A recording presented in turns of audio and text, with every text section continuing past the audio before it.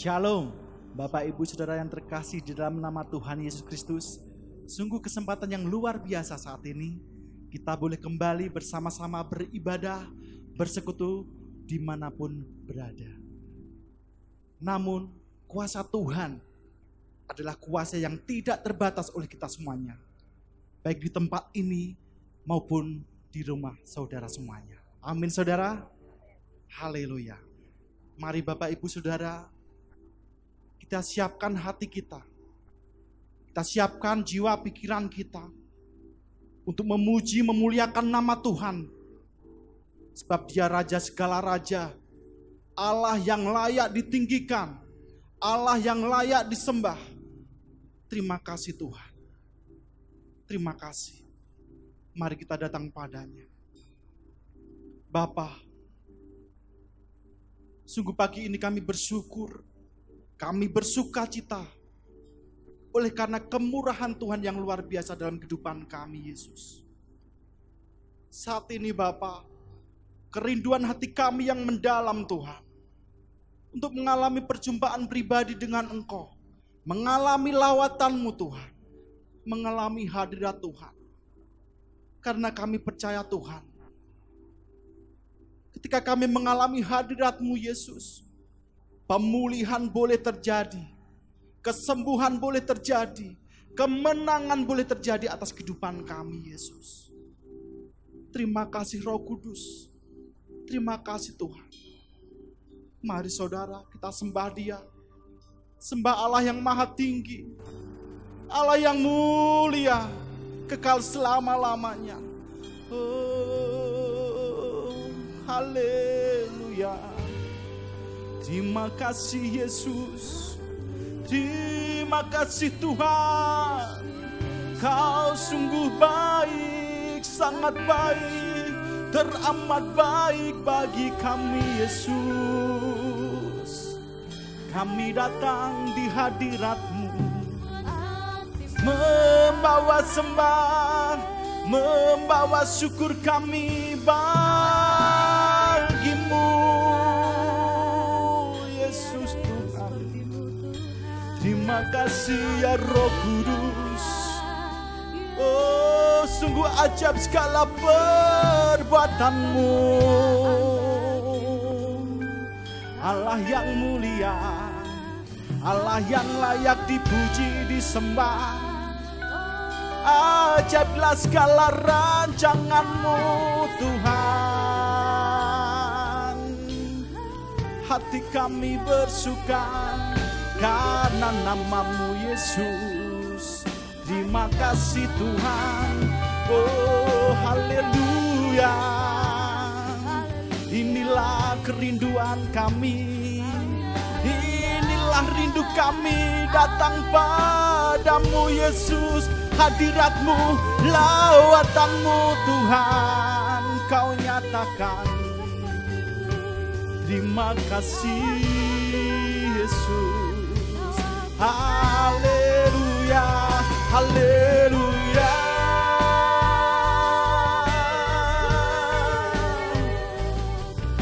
Engkau melihat setiap kami Tuhan, Engkau melihat setiap hati kami yang rindu datang padamu, yang rindu menyembah, memuliakan nama-Mu Yesus. Oh, terima kasih ya Roh Kudus. Lawat kami, jamah kami Tuhan. Haleluya. Oh, kuasa-Mu yang tak terbatas dimanapun berada kami Tuhan. Kami percaya ketika kami datang dengan segenap hati kami, kami boleh merasakan hadirat-Mu Yesus. Oh, terima kasih Tuhan, terima kasih ya Roh Kudus. Oh, terpujilah nama-Mu kekal selamanya.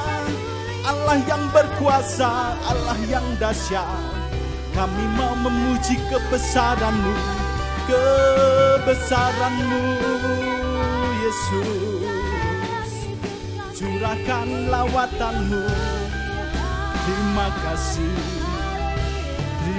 kasih Yesus Tuhan. Terima kasih Tuhan. Kami mau memuji kebesaran-Mu Tuhan. Sebab Kau Allah yang besar, yang layak disembah dan ditinggikan. Terima kasih Yesus. Kami memuji kebesaran-Mu. Haleluya. Kami memuji kebesaran-Mu. Sungguh Engkau ajaib Tuhan. Ajaib Tuhan. Oh ajaib Tuhan. Ajaib Tuhan. Kami memuji.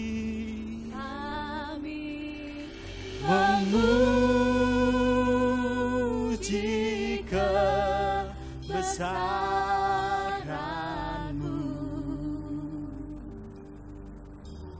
Ajaib Tuhan.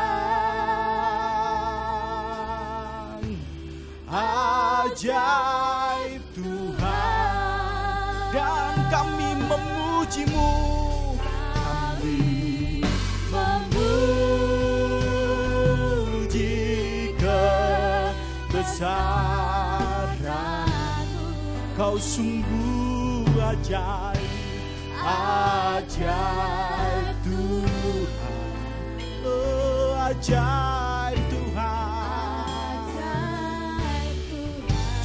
Mari saudara lebih lagi kita memuji kebesaran Tuhan. Kami memuji kebesaran-Mu. Kau sungguh ajaib. Ajaib Tuhan. Ajaib Tuhan. Kami memuji. Kami memuji kebesaran-Mu. Terima kasih Yesus.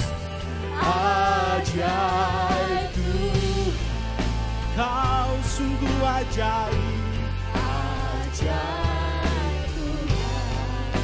Kami memuji. Memuji kebesaran-Mu. Kau sungguh ajaib Tuhan. Ajaib Tuhan. Ajaib Tuhan. Kami memuji kebesaran-Mu. Kau sungguh ajaib. Ajaib Tuhan. Terima kasih Roh Kudus. Kami mau memuji kebesaran-Mu. Memuji kebesaran-Mu. Ajaib Tuhan. Ajaib Tuhan. Hanya Kau yang ajaib. Ajaib Tuhan. Ajaib Tuhan. Haleluya. Terpujilah nama-Mu Yesus Kristus, Raja di atas segala raja, Allah yang maha kuasa. Ya untuk selama-lamanya Engkau adalah Allah yang dahsyat, yang luar biasa. Terima kasih Bapa. Saat ini kami siap bersorak-sorai, memuji, memuliakan nama Tuhan. Mari saudara bersama-sama kita katakan, amin, haleluya. Dia mati bagi kita, Dia mati untuk saudara dan bangkit untuk kita semuanya. Haleluya. Kita diberi kuasa untuk menang bersama Tuhan Yesus. Haleluya.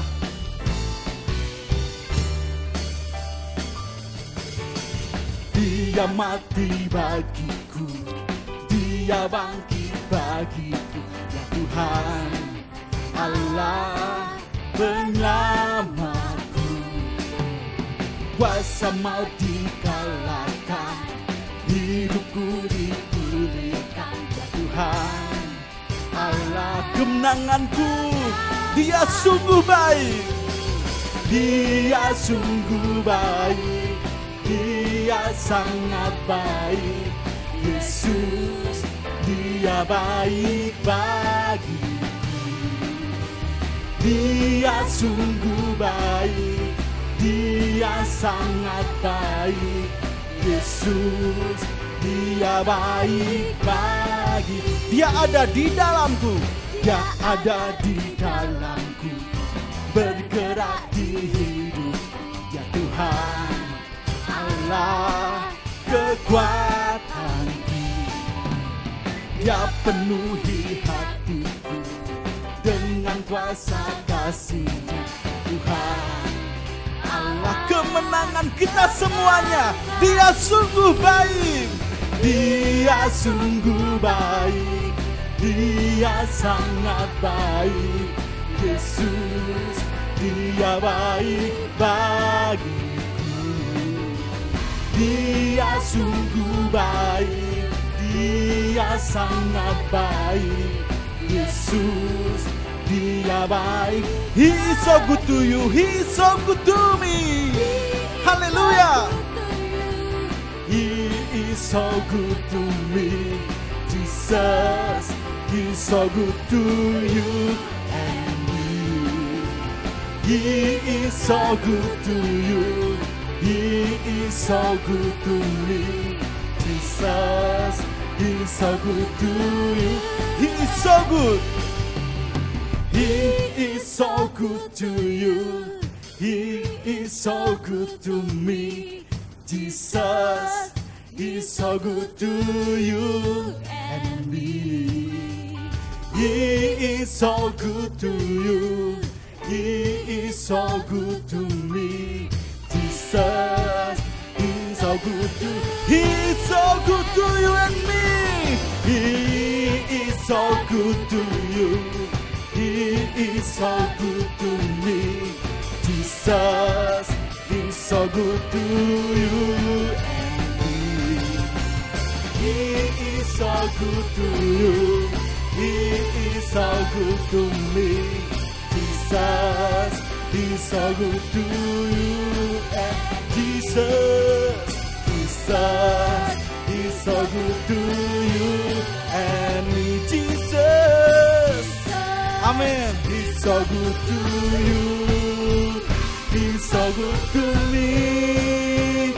He's so good to you and me. Haleluya. Terima kasih Tuhan Yesus. Terima kasih Bapa. Haleluya. Mari saudara kita lebih lagi menikmati kasih hadirat Tuhan lewat pujian penyembahan kita. Terima kasih Bapa. Kami bersyukur Tuhan. Kami percaya Yesus, saat ini, hari ini, kemenangan boleh terjadi atas setiap kami. Baik kami yang tempat ini maupun kami yang di rumah-rumah Tuhan. Kerinduan kami mau menyembah-Mu Tuhan dengan segenap hati kami Yesus.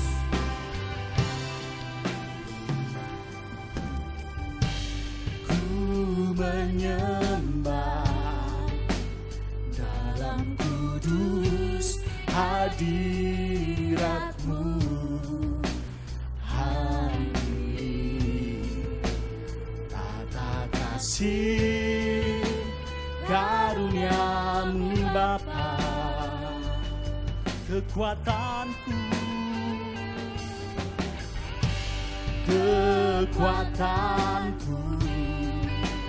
hanya dalam hadirat-Mu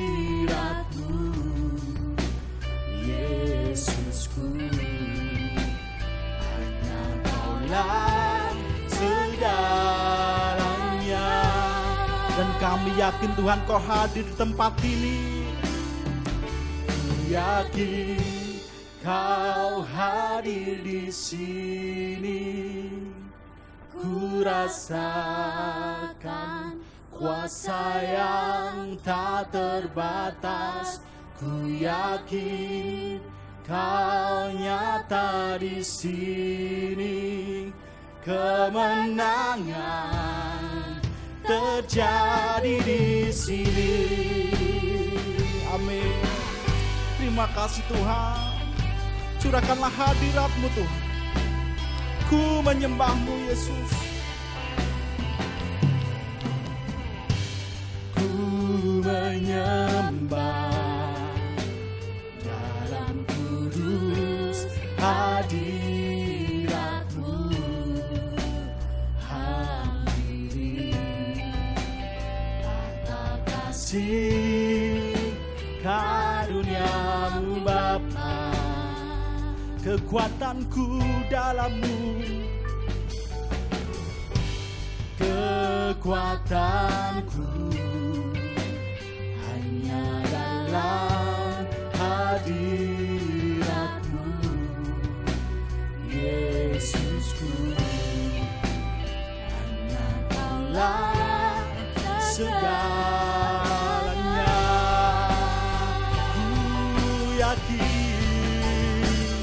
ku yakin Kau hadir di sini. Ku rasakan kuasa yang tak terbatas. Ku yakin Kau nyata di sini.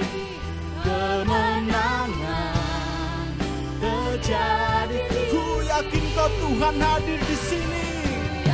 Amin. Kau hadir di sini. Ku rasakan kuasa yang tak terbatas. Ku yakin Kau nyata di sini. Kemenangan terjadi di Segenap jiwa memuji, segenap jiwaku memuji-Mu. Sungguh besar Kau Yesusku. Segenap hatiku menyembah-Mu. Kau besar, sebab Dia Allah yang besar. Kau besar Tuhan. Kau besar, Kau besar.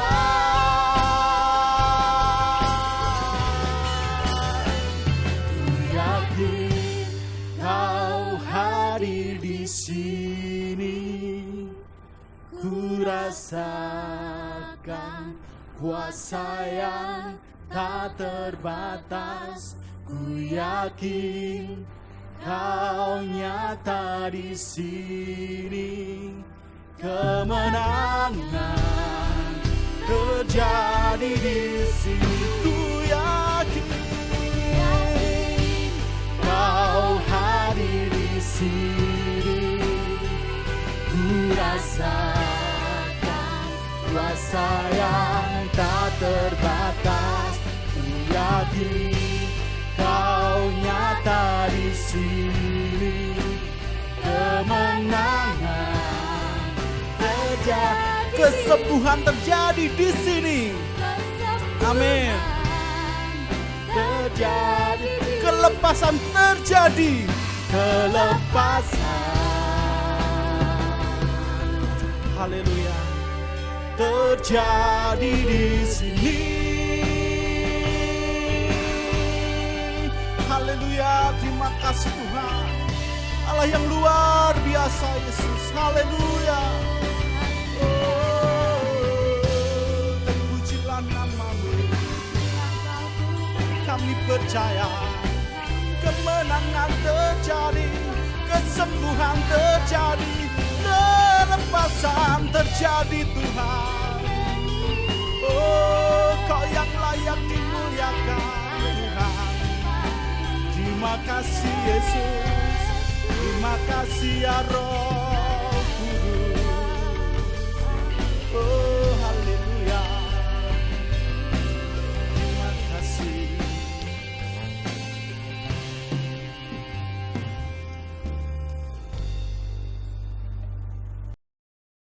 Haleluya. Dan waktu selanjutnya kami serahkan kepada Bapak Gembala. Haleluya. Kita lebih dari pemenang, amin. Amin. Tidak ada alasan. Di dalam situasi seperti ini, kita menjadi lemah, letih, khawatir, atau takut. Karena kita hidup dalam Tuhan, bersama Tuhan kita bisa menghadapi setiap masalah. Mari kita siapkan hati kita mau berdoa untuk menerima firman yang memberikan kekuatan. Supaya kita menjalani kehidupan ini, apapun yang terjadi, kita tidak pernah menyerah. Bersama Tuhan, pasti kita lebih dari pemenang. Mari kita awali dengan doa terlebih dahulu. Bapa Surgawi, kami mengucap syukur untuk ibadah lewat online ini.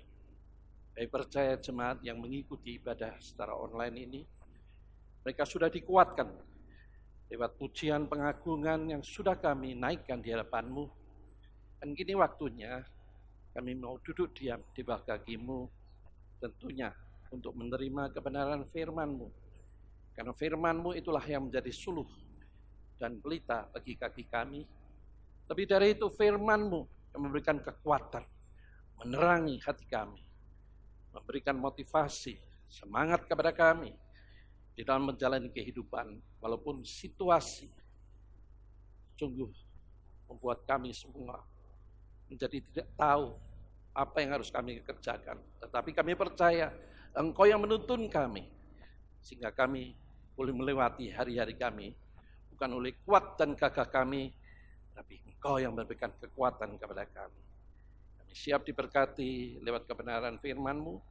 Biarlah pengurapan Roh Kudus ada di antara kami. Baik hamba-Mu yang tidak ada apa-apanya ini, hamba-Mu ini adalah hamba yang tidak berguna. Kalau hamba berguna, karena Engkau yang menggunakan hamba. Urapi juga seluruh jemaat-Mu yang hari sedang mengikuti online. Tuhan jamah, Tuhan berkati. Biarlah mereka menyediakan tanah hati yang subur, sehingga ketika benih-benih ditaburkan, maka firman-Mu akan tumbuh dan berbuah dalam hidup jemaat.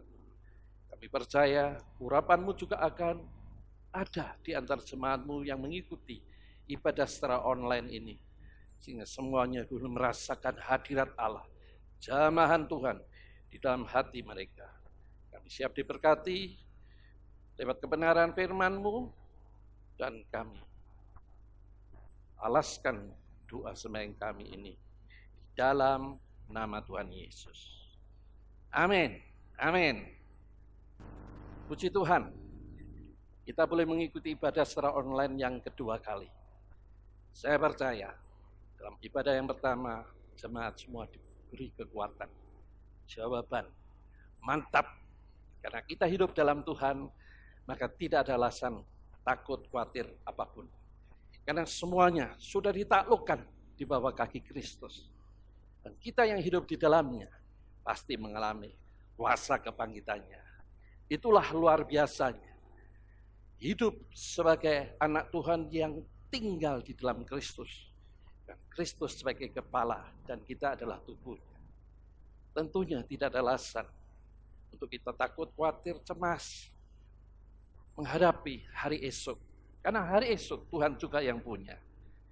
Kita percaya, sebagaimana Rasul Paulus ingin tahu sejauh mana kuasa kebangkitannya yang sudah kami sampaikan minggu yang lalu.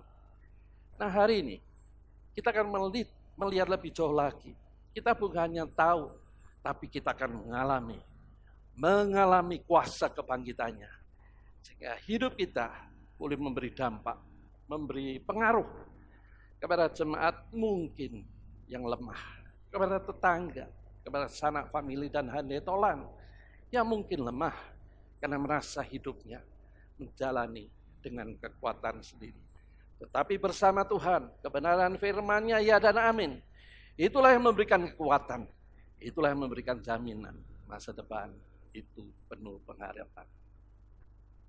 Mari kita melihat terlebih dahulu kebenaran firman yang tertulis di dalam surat Petrus yang pertama. Nah, di dalam surat Petrus yang pertama, next.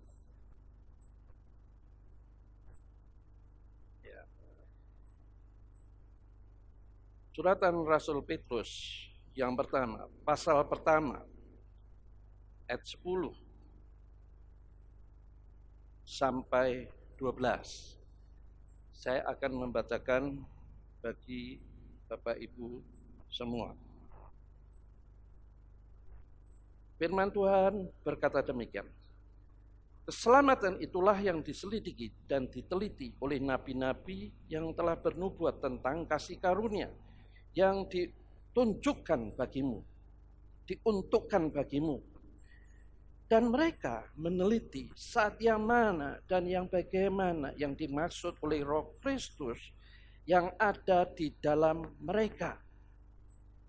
Yaitu roh yang sebelumnya memberi kesaksian tentang segala penderitaan yang akan menimpa Kristus dan tentang segala kemuliaan yang menyusul sesudah itu. Ayat 12, kepada mereka telah dinyatakan bahwa mereka bukan melayani diri mereka sendiri, tetapi melayani kamu dengan segala sesuatu yang telah diberitakan sekarang kepada kamu, dengan perantaraan mereka yang oleh Roh Kudus yang diutus dari surga menyampaikan berita Injil kepada kamu, yaitu hal-hal yang ingin diketahui oleh malaikat-malaikat. Bapak Ibu, saya ingin sedikit kita flashback minggu yang lalu, di mana saya sampaikan luar biasa dampak kebangkitannya itu dengan fakta Rasul Paulus saat di penjara masih memikirkan seperti apa dan bagaimana supaya bisa mengalami kuasa kebangkitannya. Ya, kalau Bapak Ibu lupa bisa lihat ya tayangan yang lalu. Nah, hari ini kita akan melanjutkan karena memang betul kuasa kebangkitannya itu sangat luar biasa. Kalau kita tidak mengalaminya, rugi besar. Oleh sebab itu, kita akan melihat lebih jauh lagi. Di dalam pembacaan yang sudah saya sampaikan barusan, mengenal keselamatannya. Mengalami kuasa kebangkitannya harus dimulai dengan pemahaman akan keselamatan. Jadi tanpa kita memahami keselamatan yang ingin diketahui oleh para nabi yang menulis tentang keselamatan. Mereka menulis karena ilham Roh Kudus. Tapi mereka tidak tahu seperti apa dan bagaimana. Tetapi yang mereka tahu itu pasti luar biasa. Nah, kita semua yang sudah menerima keselamatan, kita harus melangkah lebih jauh lagi supaya hanya mengetahui, tapi mengalami kuasa kebangkitannya. Amin. Mari kita melihat. 1 Petrus pasal 1 ayat 10 mengatakan, keselamatan itulah yang diselidiki dan diteliti oleh nabi-nabi yang telah bernubuat tentang kasih karunia yang diuntukkan bagimu. Ya, ulang lagi, para nabi itu menulis tapi tidak tahu seperti apa. Begitu luar biasanya apa yang Tuhan rencanakan kepada orang yang menerima keselamatan. Nah, ini yang kita bahas ya. Orang yang menerima keselamatan, apakah hanya menerima keselamatan dan nunggu nanti mati masuk surga? Tidak.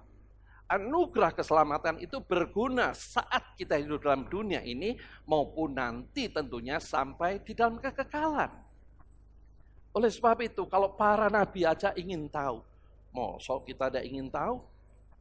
Ya, sejauh mana luar biasa dan dampaknya keselamatan yang Tuhan sudah berikan kepada kita yang percaya Yesus sebagai juru selamat dalam hidup kita. Mari kita melihat lebih jauh lagi. Para nabi menulis tentang Mesias itu 100 kali lebih. Dan ditulis sejak Kejadian ya sampai Maliaki. Bayangkan itu. Kitab Perjanjian Lama dimulai Kejadian, diakhiri Maliaki. Itu tidak pernah berhenti berbicara tentang Mesias yang akan memberikan kelegaan, kelepasan atas segala dosa dan memberikan pengharapan hari esok yang lebih baik tentunya. Ya. Nah, para nabi ini mereka sendiri tidak tahu kasih karunia yang diberikan Tuhan kepada manusia itu seperti apa? Bapak Ibu tahu? Coba tanya sebelahnya, kamu tahu enggak? Ya tahu, Tuhan mati dan sudah bangkit. Sebatas itu, apalagi? Tanyakan dong.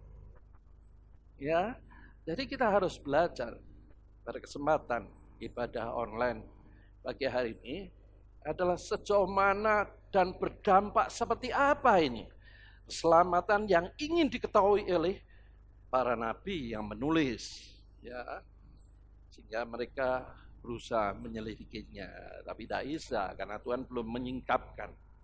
Ya, nah kita semua kan sudah menerima keselamatan. Kita semua sudah menerima, amin. Sudah, amin. Ya betul, kita sudah menerima keselamatan. Tetapi apakah kita sudah mengenal seperti apa keselamatan yang sudah dianugerahkan kepada kita? Itulah sebabnya saya tadi tanya. Coba tanya sebelah Anda, apakah tahu? Mungkin suami, mungkin istri, mungkin anak-anak kita yang bersama-sama mengikuti ibadah online ini. Tanyakan mereka. Karena para nabi aja ingin menyelidiki, mosok kita sendiri tidak mau tahu. Rugi besar dong.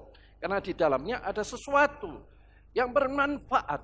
Baik selama kita hidup dalam dunia ini, nanti juga sampai di dalam kekekalan. Jadi anugerah keselamatan itu bukan berbicara tentang kehidupan nanti, tetapi saat kita di dalam dunia ini.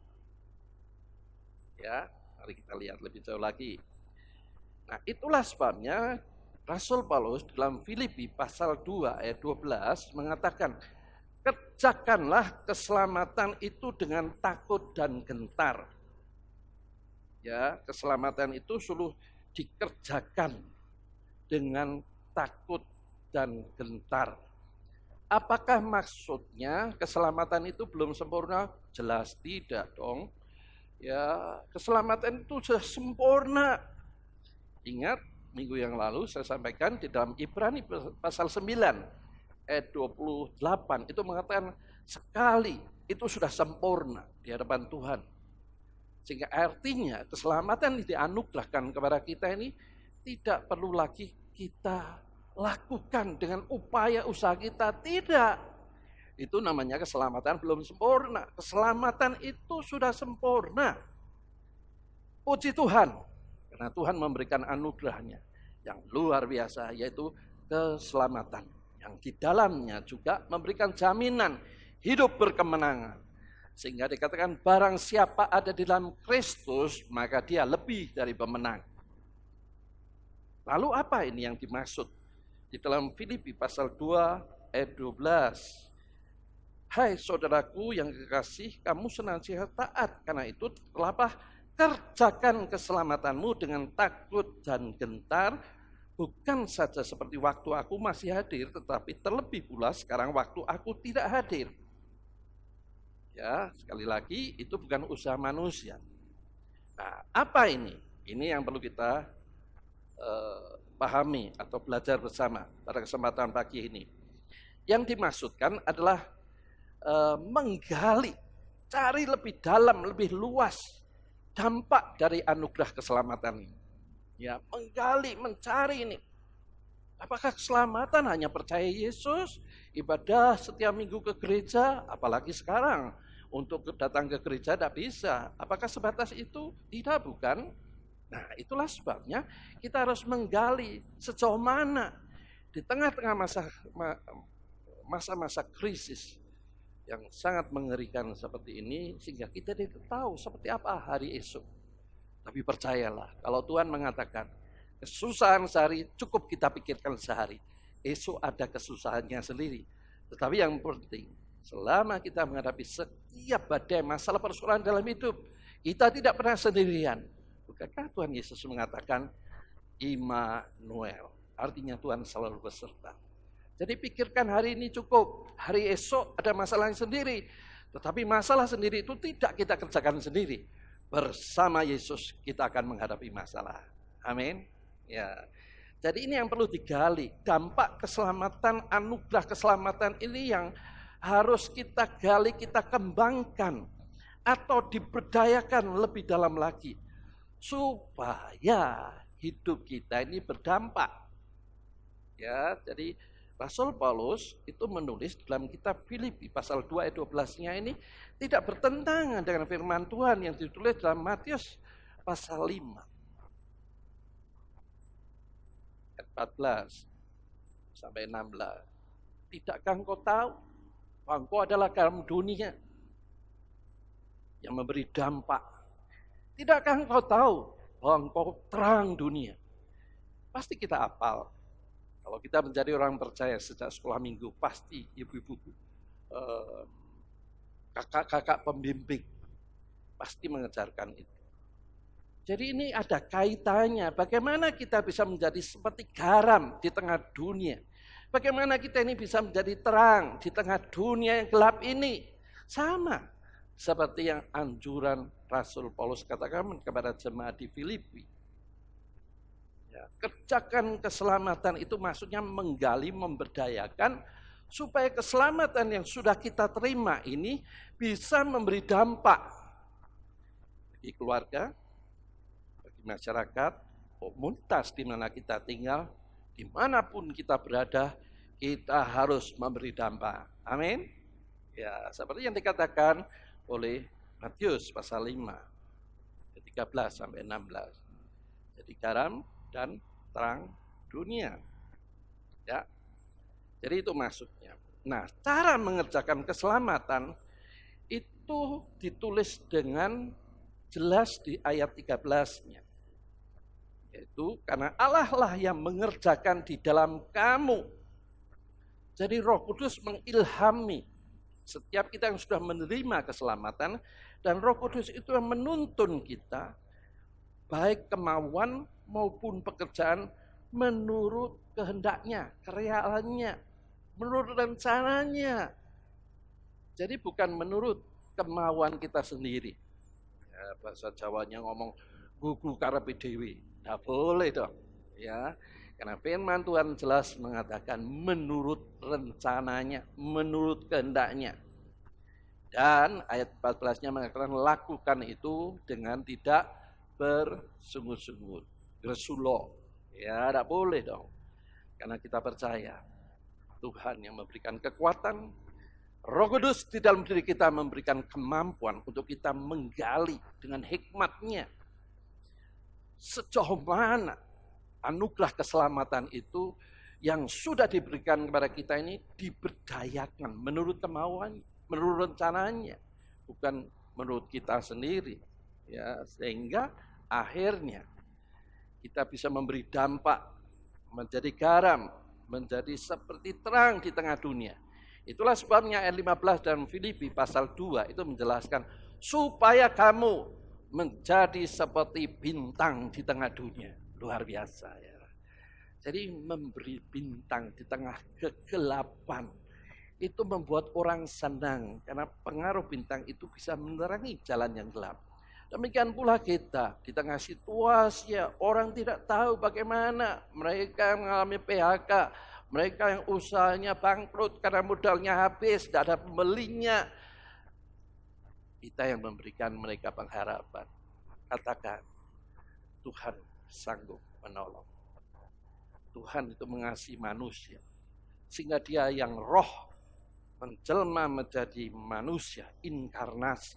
Dari roh menjadi manusia, inkarnasi, menjadi manusia lewat rahim perawan Maria. Tujuannya hanya kasih.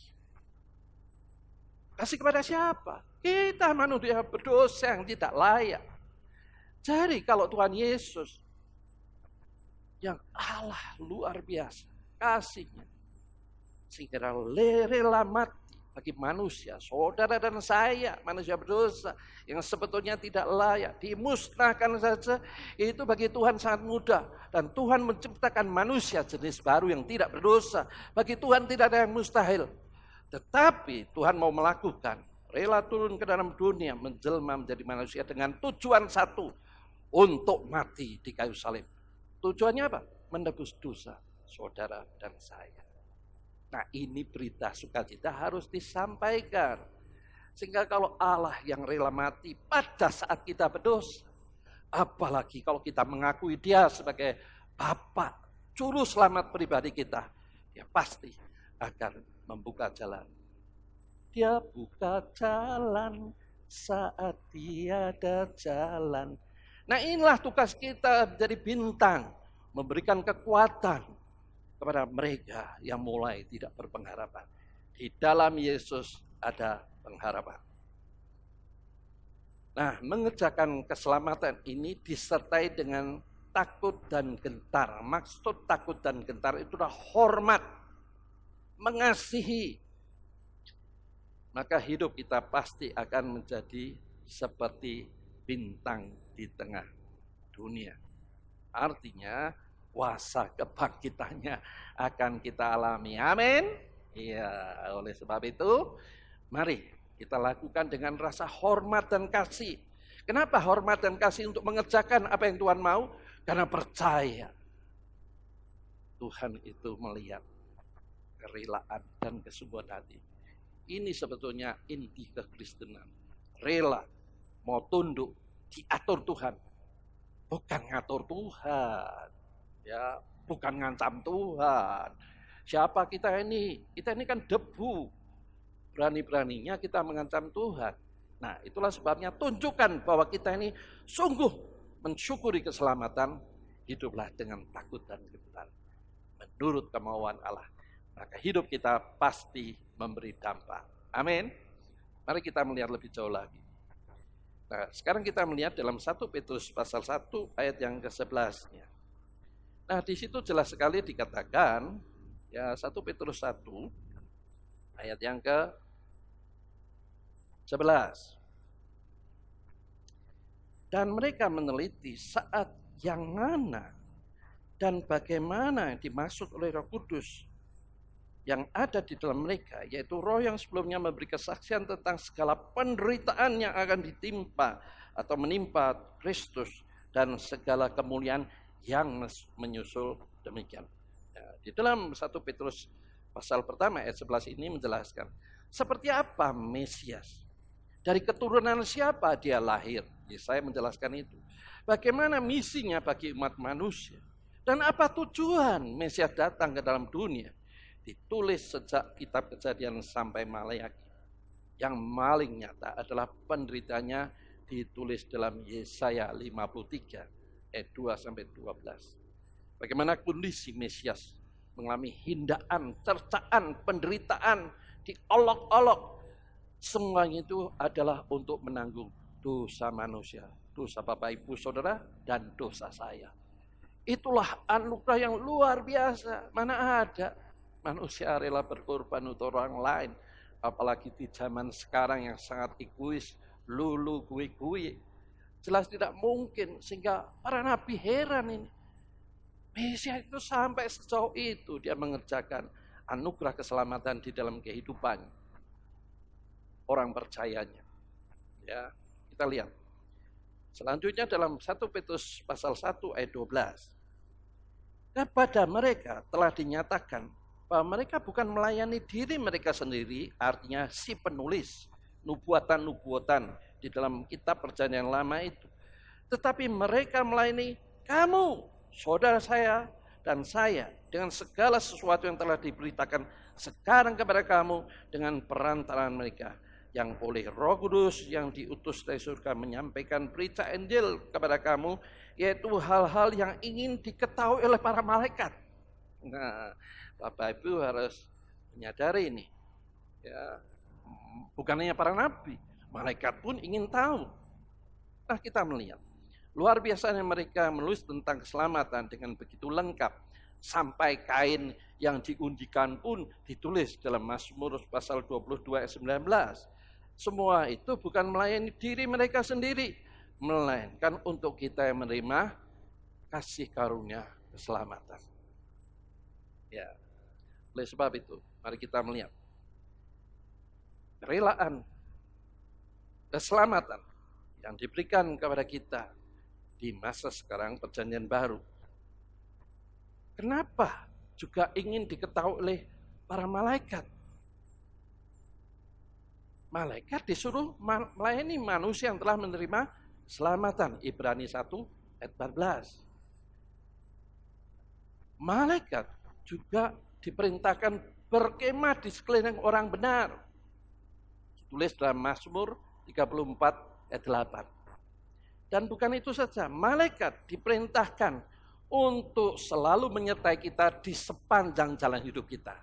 Ditulis dalam Mazmur 91 ayat 11. Inilah luar biasanya keselamatan sehingga para nabi maupun para malaikat pun ingin tahu. Sok kita tidak ingin tahu. Ya, oleh sebab itu. Bagaimana kuasa kebangkitannya itu bisa kita alami dengan baik. Dan tentunya hidup kita akhirnya memberi dampak. Kalau kita mengerti kuasa kebangkitannya dengan baik, pasti hidup kita memberi dampak. Amin. Ya, mari kita lihat lebih jauh lagi. Ya, tadi sudah saya singgung ya. Jadi betapa kecewanya mereka melihat kita yang sudah menerima keselamatan dengan tidak menggali sungguh-sungguh sejauh apa keselamatan yang sudah kita terima. Yaitu hidup menjadi kesaksian, hidup menjadi berkat. Ya, mereka akan kecewa kalau kita ini anggap enteng saja anugerah keselamatannya dengan paham-paham atau pemikiran yang sempit dan dangkal. Keselamatan diterima memang anugerah, bukan usaha manusia. Tetapi itu harus digali, dikerjakan, diberdayakan. Supaya lewat hidup kita yang sudah memahami kuasa kebangkitan yang luar biasa itu, hidup kita menjadi kesaksian, hidup kita memberi dampak. Itu yang diinginkan oleh para penulis. Ya, dari Kejadian sampai Maleakhi. 100 kali lebih nubuatan tentang Kristus itu disampaikan. Jadi kalau kita ini tidak sungguh-sungguh minta hikmat Tuhan, Tuhan sejauh mana, di samping mendengar khotbah saya, banyak yang sudah Tuhan katakan bagaimana.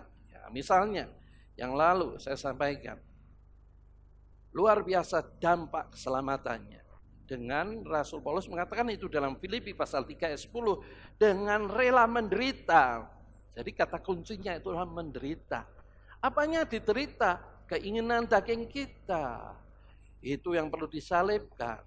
Dan itu diulangi dalam Roma pasal 6 ayat 3-5. Rasul Matius pun mengatakan, kalau kau ingin jadi muridku yang baik, makalah pikul salib setiap hari. Apanya yang dipikul? Bukan salib sungguhan gitu, enggak.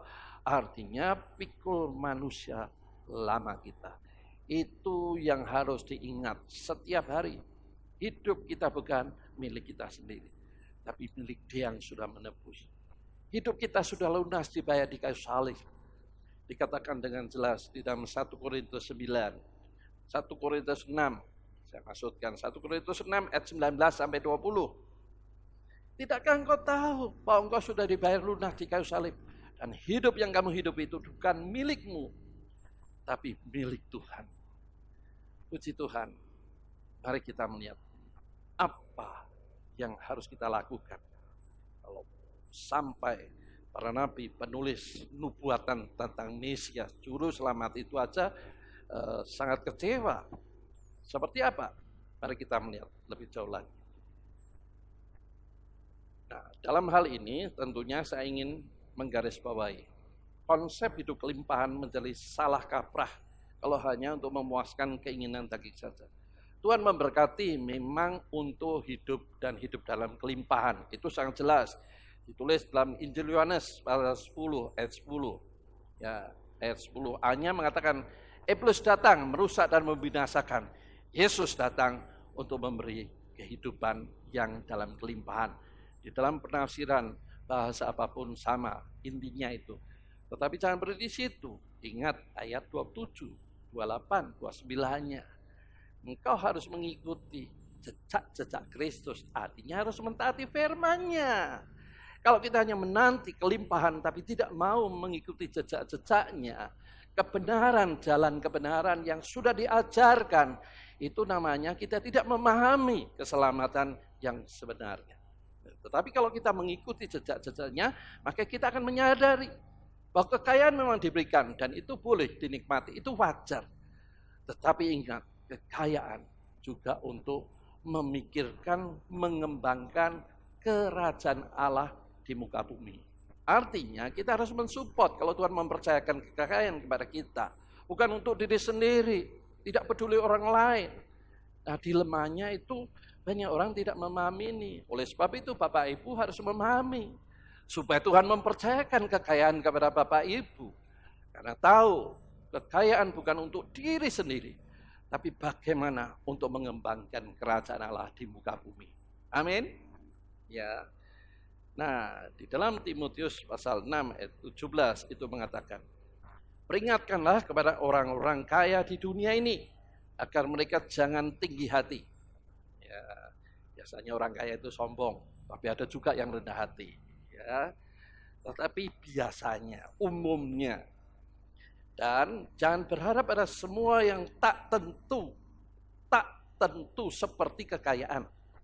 Melainkan pada Allah yang dalam kekayaannya memberikan kepada kita segala sesuatu untuk dinikmati. Dinikmati itu wajar. Tidak salah.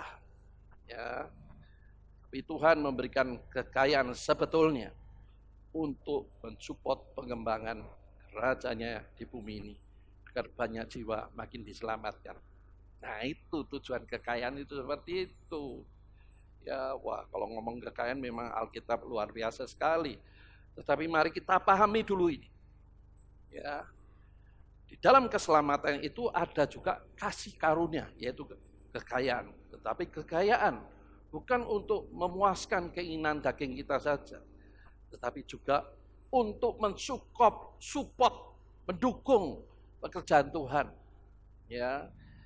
Jadi pekerjaan Tuhan itu butuh dana dong. Ya, kita puji Tuhan karena gereja kita ini open management. Ya, saya tidak pegang satu sen pun rupiah, termasuk perpuluhan tidak. Ada bendaranya, yaitu Pak Yusa, akan mengelola itu dengan baik. Nah, serahkan dia langsung, jangan lewat saya. Kecuali Bapak Ibu ngomong itu untuk Pak Paulus khusus, terima kasih.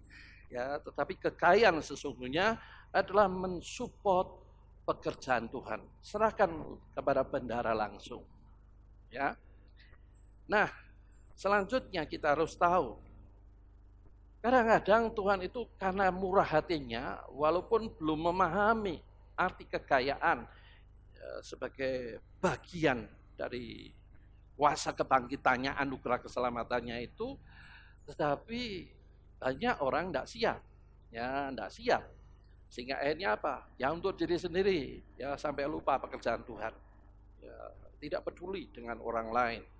Jelas Tuhan akan kecewa. Tetapi ada firman Tuhan yang luar biasa yang ditulis dalam Pengkhotbah pasal 6 ayat 1 dan 2 yang mengatakan di dalam dunia ada sesuatu yang sia-sia. Orang diberi kekayaan tetapi tidak diberi karunia untuk menikmatinya. Siapa yang menikmatinya? Orang lain. Nah, jangan sampai hal itu terjadi. Nah, bagaimana supaya kekayaan sebagai bagian dalam kuasa kebangkitannya menikmati kelimpahan sebagai Tuhan janjikan? Ingat, kita hanya menikmati boleh, tapi sebagian. Selebihnya, mari kita support pekerjaan Tuhan. Ya, kita melihat gereja kita sudah melakukan itu. Berikan bantuan kepada saudara seiman kita lebih dulu. Dan tentunya saudara-saudara lain yang bisa dibantu. Karena di tengah situasi seperti ini, cari uang sulit. Apalagi mereka mendapatkan penghasilan hari demi hari. Kalau semuanya suruh di rumah, tidak boleh jualan. Lalu bagaimana mereka mendapat penghasilan? Tugas gereja memikirkan mereka. Supaya mereka bisa melihat kebaikan Kristus mengalir dalam hidup kita. Itu maksudnya kasih karunia Allah di dalam kuasa kebangkitannya lewat keselamatan yang Tuhan sudah anugerahkan dalam hidup kita. Ya. Kalau tidak, maka Tuhan tidak memberikan karunia menikmati orang lain yang menikmatinya. Ya, saya tidak ngomong lebih jauh lagi. Ingat, semua itu nanti diperhitungkan Tuhan. Ada catatan di dalam buku kehidupan kita, ditulis dalam Wahyu pasal 20 ayat 12. yang mengatakan di dalam 2 Korintus 5 ayat 10 juga mengatakan semua yang baik dan jahat itu dicatat. Jadi apapun yang Tuhan percayakan dalam hidup kita, kekayaan, nasihat, penghiburan, itu semua dicatat Tuhan, diperhitungkan dan akan dibawa waktunya. Saya percaya di tengah krisis ini Tuhan sedang menguji orang percaya supaya muncul, ya sebagaimana Maleakhi pasal 3 mengatakan, akan menyuci hidup kita, menguduskan hidup kita, sehingga kita muncul bagaikan emas yang dimurnikan. Amin. Ya, mari kita melihat lebih jauh lagi. Ibrani 12 ayat 1 dan 2. Karena kita mempunyai, saya bacakan. Bapak Ibu boleh membuka ya untuk melihat kebenaran firman ini sehingga tahu kebenaran firman ini menggambarkan seperti apa. Dalam Ibrani pasal 12 ayat 1 dan 2 berkata demikian. Karena kita mempunyai banyak saksi bagaikan awan yang mengelilingi kita. Marilah kita menanggalkan semua beban dan dosa yang begitu merintangi kita dan berlomba dengan tekun dalam perlombaan yang diwajibkan bagi kita. Marilah kita melakukannya dengan mata yang tertuju pada Yesus yang memimpin kita dalam iman dan membawa iman itu kepada kesempurnaan. Yang dengan mengabaikan kehinaan tekun memikul salib ganti sukacita yang disediakan Dia yang sekarang duduk di sebelah kanan tahta Allah. Nah, Ibrani 12 ayat 1 itu menjelaskan setiap kita yang sudah menerima keselamatan ini ada kewajiban. Kewajiban apa? Berlomba. Berlomba. Mereka sebagai saksi yang dikatakan bagaikan awan menyaksikan kita. Setelah menerima keselamatan, apakah kita mengerjakan dengan takut dan gentar? Itu yang harus kita pahami di dalam anugerah keselamatan yang ingin diketahui para nabi dan para malaikat. Itu di dalamnya juga memberitahukan di dalam Ibrani pasal 12 ayat 1 dan 2 ini. Bahwa mereka para saksi yang bagaikan awan mengelilingi, mensupport, menyemangati, ayo jangan ngelokro, jangan lemah, jangan letih, jangan lesu, bangkit. Dan kerjakan keselamatan dengan takut dan gentar. Siapa teladannya? Yesus. Ayat 2-nya menjelaskan seperti Yesus sebagai teladan. Jangan meneladani manusia. Manusia tidak ada yang sempurna. Teladanilah Yesus. Rela menanggalkan segala kemuliaan. Di dalam Filipi pasal 2 itu menjelaskan. Dia rela menanggalkan dengan tujuan supaya kemuliaan dinyatakan. Kalau kita rela menyalipkan daging kita, keakuan kita, egoisme kita, itu daging semua. Konsep-konsep paradigma yang salah tentang keselamatan, kita tanggalkan, ikuti teladan Yesus. Pasti kita muncul sebagai pemenang. Dan Tuhan mau kita lakukan itu. Amin. Lakukan perlombaan dengan takut dan gentar. Perlombaan yang diwajibkan dilakukan dengan tekun, sabar, dan penuh perjuangan. Minggu yang lalu sudah saya sampaikan. Perjuangannya seperti apa? Ya, kebiasaan ikatan daging kita ini. Ini butuh perjuangan. Ya, kemarin minggu yang lalu saya sampaikan kebiasaan rokok misalnya. Ya, mau ditanggalkan perjuangan. Itulah keinginan daging yang harus disalibkan. Itulah yang harus dimatikan di dalam Roma pasal 6. Mati, maka kita akan mengalami kuasa kebangkitannya. Itu. Nah, tidakkah kita tahu kenapa harus dilarang merokok? 1 Korintus 3 ayat 16 mengatakan, tidakkah engkau tahu bahwa engkau bait Allah, tempat tinggal roh Allah? Ayat 17-nya perhatikan. Kalau engkau merusak bait Allah dengan racun, maka engkau berhadapan dengan Tuhan. Nah, itu sebabnya saya menyinggung tentang rokok. Tidak boleh karena itu akan merusak bait suci Allah. tempat tinggal Allah. Roh Kudus di dalam diri kita. Nah, oleh sebab itu, kita harus tekun dan sabar dengan penuh perjuangan. Ya, sampai muncul seperti apa yang dikatakan Rasul Paulus. Hidupku bukan aku lagi, tapi Kristus yang hidup dalam hidupku. Maka pasti kita akan dipercaya sesuatu yang besar dalam hidup. Dan mereka yang menyaksikan bagaikan awan itu, mereka tidak dapat apa-apa. Tapi mereka tidak kecewa. Karena hidup dalam dunia ini hanya sementara. Kehidupan yang sesungguhnya ada di dalam kekekalan. Selama-lamanya. Saya bersyukur dalam situasi yang tidak nyaman seperti ini, ya, karena COVID-19 atau COVID-19 ini membuat orang di rumah saja. Di rumah mengerjakan pekerjaan rumah itu baik untuk kesehatan kita, olahraga. Ya, tapi kita juga merenungkan, bersaat teduh arti dan tujuan hidup ini. Hari-hari yang sudah kita lalui, mari kita evaluasi. Kita perbaiki. Tujuan hidup kita bukan untuk diri kita. Bukan untuk komoditas kita. Bagaimana nama Tuhan bisa dipermuliakan lewat hidup kita. Itu sebetulnya tujuan keselamatan. Supaya hidup kita menjadi garam, menjadi terang, dan menjadi seperti bintang di tengah dunia yang gelap. Kalau tujuan seperti itu, saya percaya Tuhan pasti buka jalan pada waktunya.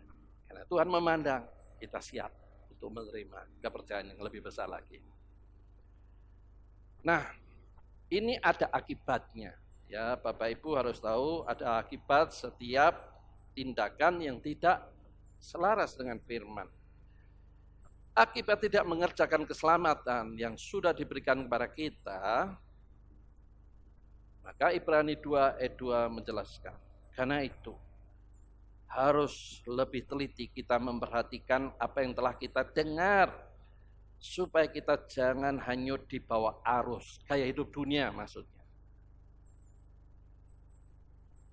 Ya, ayat 3-nya. Ayat 2, sorry. Sebab kalau firman dikatakan dengan perantaraan malaikat-malaikat yang telah tetap berlaku, dan setiap pelanggaran dan ketidaktaatan mendapat balasan yang setimpal. Perhatikan ayat 3-nya. Bagaimana kita akan luput jikalau kita menyanyiakan keselamatan yang sebesar itu, yang mula-mula diberitakan oleh Tuhan dan oleh mereka yang telah mendengarnya kepada kita dengan cara yang dapat dipercaya. Ya, jadi ada akibat kalau kita tidak serius mengerjakan keselamatan yang Tuhan sudah berikan kepada kita. Ya. Dan setiap pelanggaran dari ketidaktaatan akan mendapatkan balasan setimpal. Etikanya menjelaskan. Bagaimana kita akan luput jikalau kita menyanyiakan keselamatan yang sebesar itu, yang mula diberitakan oleh Tuhan dan oleh mereka yang telah mendengarnya lewat pewahyuan Roh Kudus pada kita dengan cara yang dapat dipercaya. Nah, di dalam perlombaan iman, kita harus tertuju kepada Yesus. Kita harus ingat, apa yang kita kerjakan ini, rasa menderita karena matikan, menyalibkan keinginan daging kita ini, belum sampai mencucurkan darah. Ya, 1 Korintus 10 ayat 13 mengatakan pencobaan-pencobaan yang kamu alami biasa saja, belum sampai mencurahkan darah. Demikian pula diulang dalam Ibrani 2 ayat 18. Kuasa kebangkitannya bukan hanya sebatas dalam pengetahuan saja, tapi menjadi kenyataan saat kita menjalani kehidupan selaras firman-Nya, yang sama dengan kita mau hidup di dalam pimpinannya.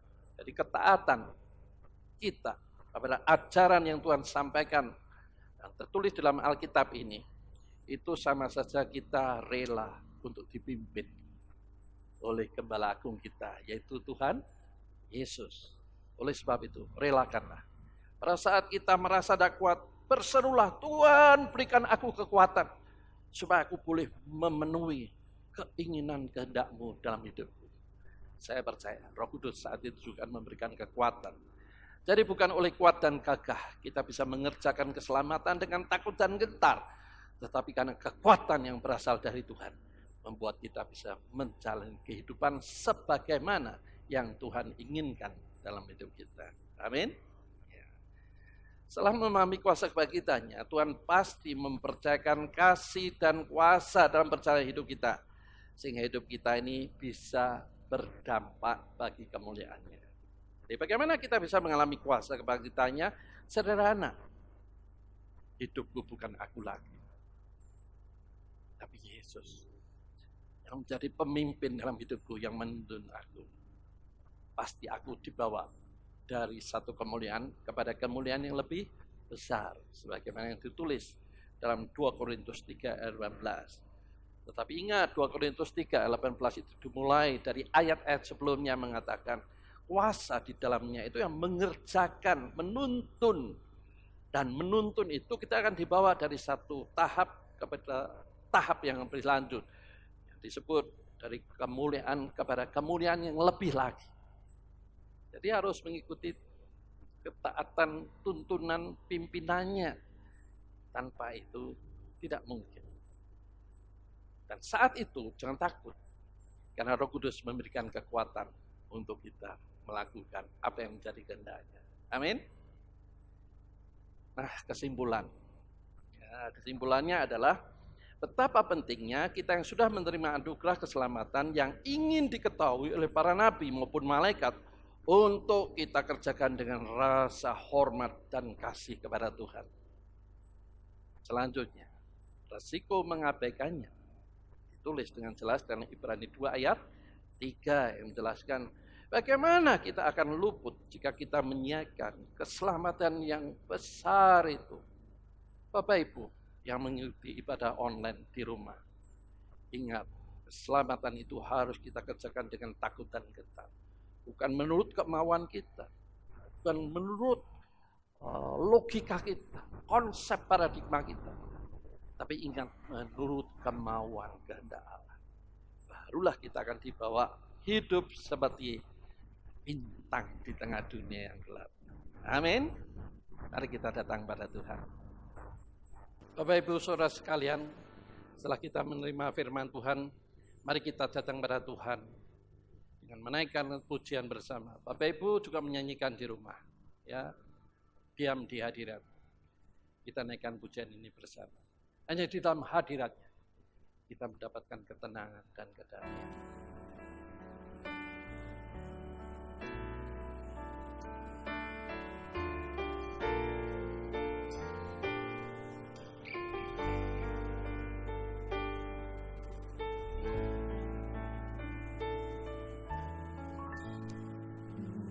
Hatiku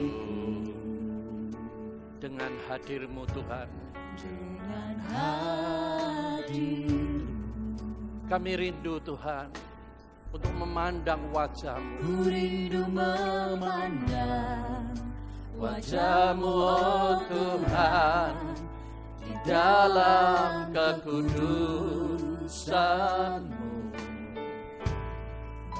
Aku dekat dalam hati-Mu Tuhan, dalam hatimu. ku rindu mendengar suara-Mu oh Tuhan di tempat kudus-Mu sekarang. Ku rasakan kasih-Mu, ku rasakan kasih-Mu, dan indahnya kekudusan-Mu, penuhi dengan kasih-Mu, diam di hadirat-Mu. Ku mengangkat tanganku dan ku bersyukur menyembah-Mu, Tuhan.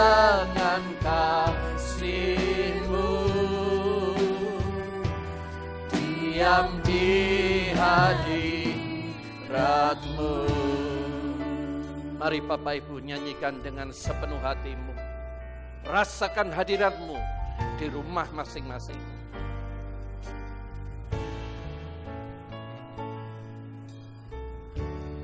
Penuhi hatiku dengan kasih-Mu Tuhan. dengan hadir-Mu.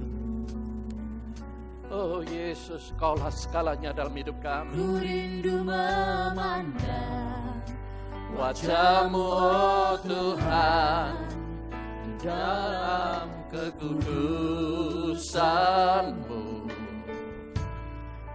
Nyawaku dekat dalam hati-Mu. Ku rindu mendengar suara-Mu, oh Tuhan, di tempat kudus-Mu sekarang. Ku rasakan kasih-Mu dan indahnya kekudusan-Mu. Penuhi dengan kasih-Mu, diam di hadirat-Mu.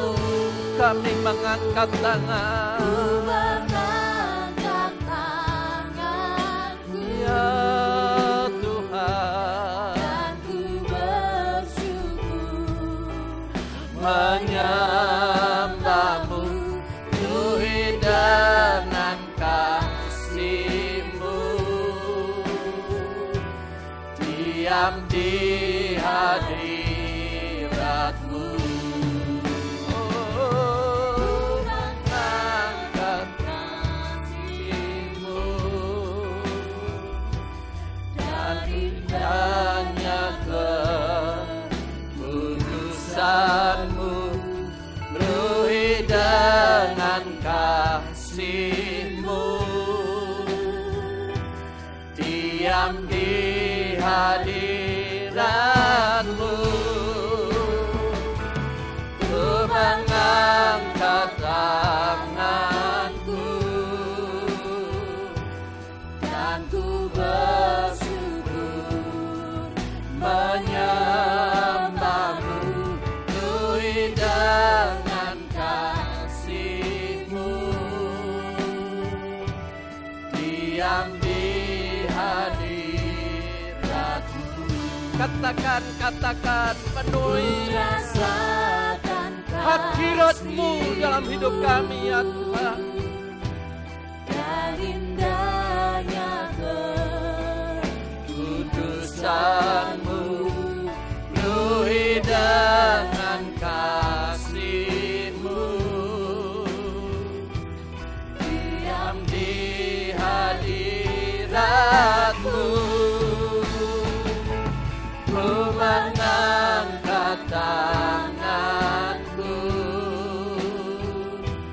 dan ku bersyukur menyembah-Mu.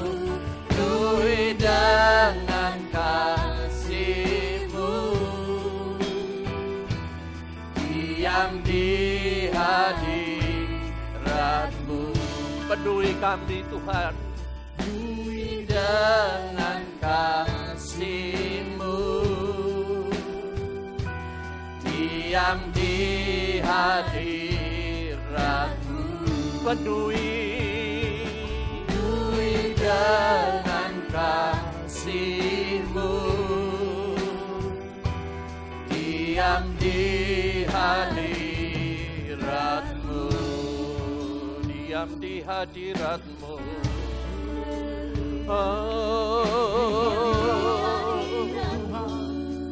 Penuhi hati kami dengan kasih-Mu Tuhan. Sungguh hati kami angkat hanya memandang padamu, memandang Allah yang mengasihi kami. Allah yang sudah menebus kami. Kami sadar kami milik-Mu Tuhan. Bekerjalah di dalam hidup kami, biar kami boleh mengerjakan keselamatan yang Kau berikan dengan rasa hormat dan kasih kepada-Mu yang sudah menebus hidup kami. Yesus, penuhi kami dengan hadirat-Mu, penuhi kami dengan kasih-Mu Tuhan. Oh Yesus, hanya Engkau yang kami andalkan, hanya Engkau yang kami sembah, hanya Engkau tempat kami berlindung, hanya Engkau tempat kami berharap. Kaulah segalanya, tiada yang lain. Terima kasih. Lawat semat-Mu Tuhan di dalam rumah masing-masing. Ya, mereka merasakan jamahan kasih-Mu. Mereka boleh dipulihkan, mereka boleh dikuatkan. Yang lemah, yang sakit disembuhkan. Karena kami mau mengerjakan keselamatan dengan takut dan gentar. Terima kasih Tuhan. Terima kasih Tuhan. Kami mau mengalami kuasa kebangkitan-Mu di dalam hidup kami. Terima kasih Tuhan. Kami bersyukur. Terima kasih.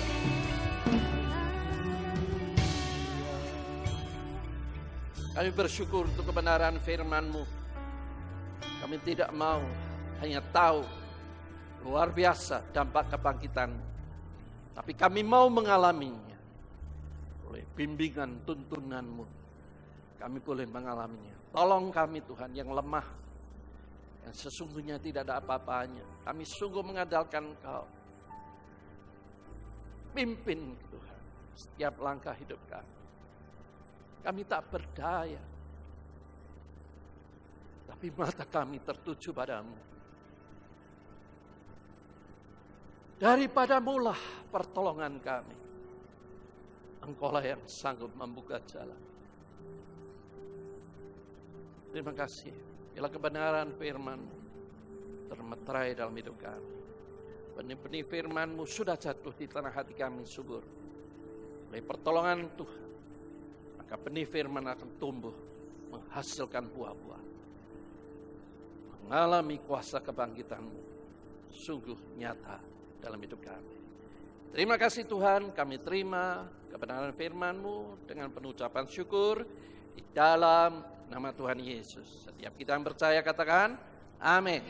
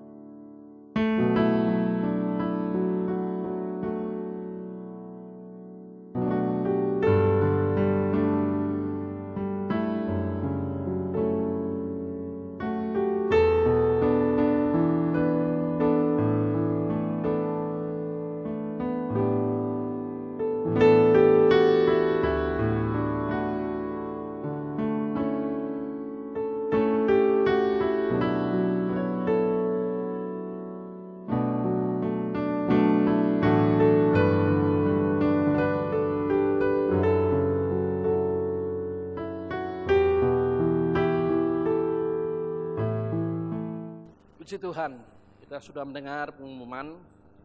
Mari, tiba saatnya kita akan menerima berkat Tuhan. Oleh sebab itu, Mari kita angkat tangan, angkat hati kita, pandang Yesus yang akan mendoakan Bapak Ibu yang ada di rumah masing-masing. Mari kita berdoa. Bapa Surgawi, Engkau melihat kami. Sungguh kami hanya mengandalkan Engkau. Kalau kami saat ini ada di dalam rumah kami masing-masing, tapi kami percaya Engkau hadir, Engkau menjamah, menguatkan, dan menjawab setiap pengharapan jemaat-Mu. Ini waktunya kami akan mengakhiri seluruh rangkaian acara ibadah online ini. Kami butuh berkat-Mu. Dan Kau melihat jemaat-Mu yang mengangkat tangan. Biarlah berkat Allah limpah dalam kehidupan jemaat-Mu yang ada dalam rumah masing-masing. Yang saat ini mengangkat tangan memandang wajah. Tuhan berkati jemaat-Mu dengan damai sejahtera-Mu. Penyertaan Tuhan sempurna menyertai perjalanan hidup mereka. Dan kami percaya segala rencana Allah pasti digenapi dalam hidup mereka. Karena semua yang terjadi ini hanya sementara. Semuanya ini selesai. Maka kami akan kembali dipulihkan sebagaimana yang Tuhan rencanakan. Oleh sebab itu berkati jemaat-Mu yang di rumah masing-masing dengan berkat kasih karunia Allah Bapa, dan tentunya kesetiaan Tuhan Yesus yang menyertai, pimpinan pertolongan Roh Kudus yang akan menuntun, memberikan kebahagiaan, kepastian, dan penghiburan kepada jemaat-Mu, sehingga setiap langkah hidup jemaat-Mu dituntun, dibimbing oleh Roh Kudus. Dalam nama Tuhan Yesus, kami ucap syukur dan pohonkan doa ini. Amin. Tuhan memberkati, sampai ketemu lagi.